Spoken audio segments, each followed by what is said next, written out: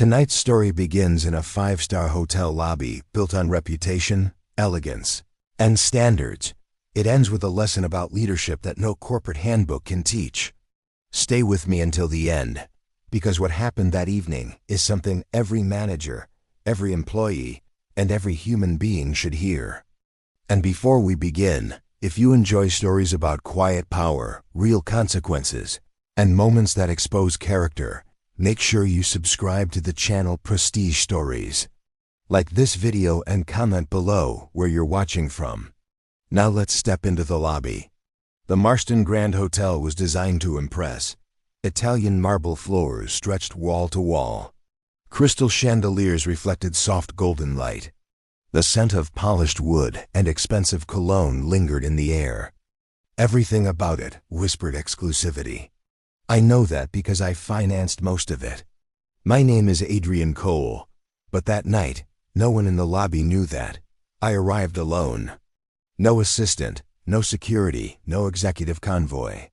Just a carry-on suitcase and a navy travel jacket slightly creased from a long flight. I prefer arriving unannounced at my properties. It tells me more than reports ever could. You see the truth when people don't know they're being observed.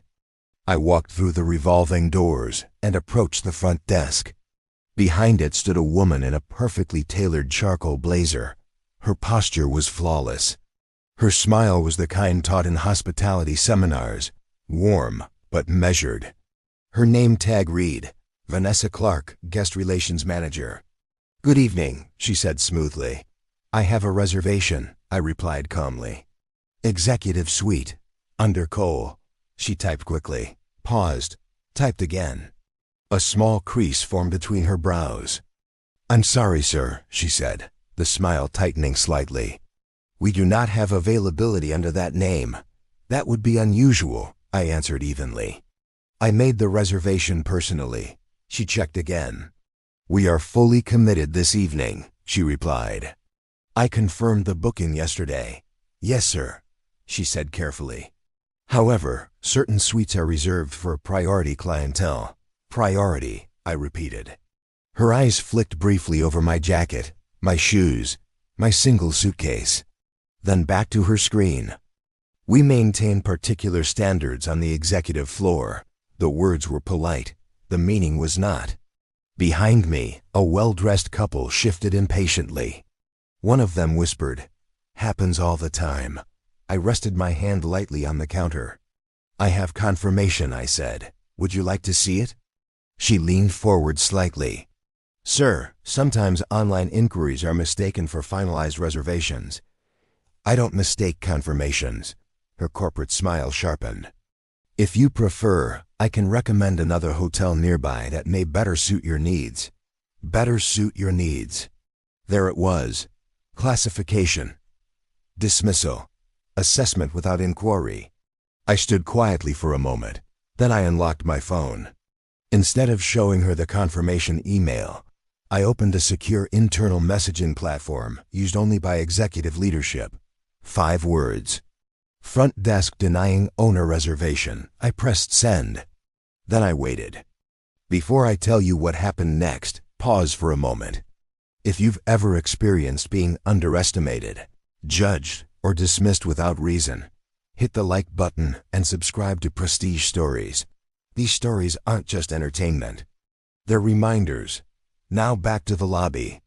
Less than 3 minutes later, the main doors opened again. The regional director, Marcus Hill, walked in briskly, followed closely by the hotel's general manager, Olivia Grant. Their expressions were controlled, but urgent. They walked directly toward me. "Mr. Cole," Olivia said quietly. "We were not informed of your arrival." "That was intentional," I replied. Vanessa blinked. "Arrival?" she repeated softly. Marcus turned toward her. "For clarification," he said calmly, "Mr. Adrian Cole is the majority stakeholder of the Marston Hospitality Group." Silence spread across the marble lobby. The couple behind me stepped backward. Vanessa's posture shifted. Color drained from her face. "I was following availability protocol," she said quickly. "Protocol," I repeated gently, "does not override confirmation. I didn't see the booking.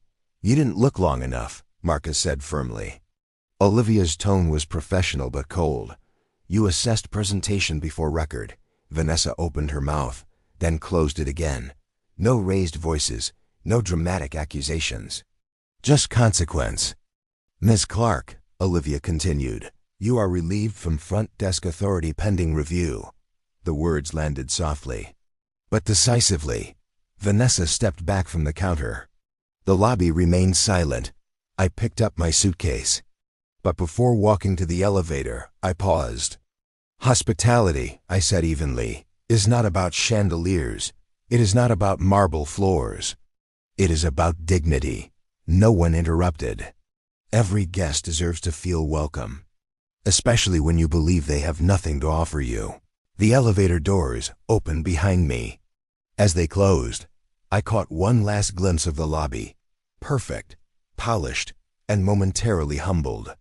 The next morning, I requested a full operational review meeting, not to fire someone, not to embarrass anyone, but to address something deeper. Vanessa sat across from me in the executive conference room. Gone was the corporate smile. In its place was discomfort. I made an assumption, she admitted quietly. Yes, I said. You did. I thought I was protecting the brand. The brand, I replied, is protected by integrity, not exclusion. She nodded slowly. I didn't terminate her employment. Instead, I reassigned her to guest experience training for 60 days. She would work directly in concierge services, handling every guest personally. No filtering, no prioritizing. Everyone equal. Leadership is not about punishment. It's about correction. Over the next 2 months, something changed. Reports from guests mentioned her by name, positively. She learned to ask questions before making conclusions. She learned that travel-worn jackets sometimes belong to investors, and that luxury means nothing without respect. At the end of the review period, she returned to the front desk, different, humbled, better. Months later, I visited again, unannounced. This time, Vanessa looked up as I approached. "Good evening, Mr. Cole," she said, not with fear, but with professionalism. "And welcome back. No issues with my reservation?" I asked lightly. She smiled genuinely. "Never again." Behind me, another guest approached in casual clothes. She greeted him warmly. "Welcome to the Marston Grand. How may I assist you tonight?" No hesitation. No assessment. Just service. Before we close, think about this. How many times do people make decisions based on appearance? How often do we assume value before verifying facts? True leadership isn't about ownership. It isn't about titles. It isn't about majority shares. It's about how you treat people when you believe they have none. If this story resonated with you, subscribe to Prestige Stories for more powerful lessons told through real-world moments.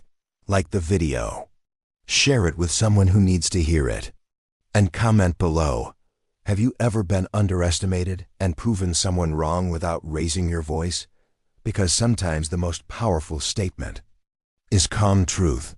And sometimes the strongest leaders are the ones who never need to announce who they are.